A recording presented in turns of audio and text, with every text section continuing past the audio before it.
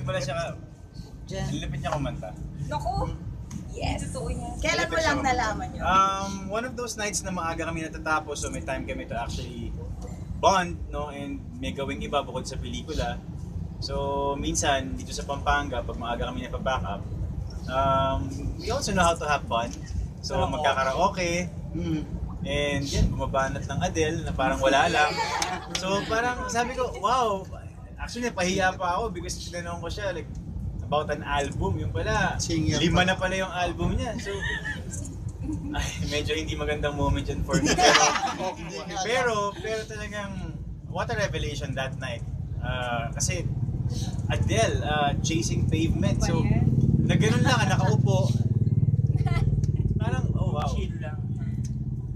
Kasi iba talaga pagka marunong kumanta eh. Mabilis makadali. So parang, ibig mo sabihin. Hindi, talagang kahit sinong lalaki, pagka ganyan kaganda, ganyan ka-sexy, tapos kakantahan ka pa ng gano'n, parang gusto mo, ano itong mali sa'yo? Parang walang mali eh.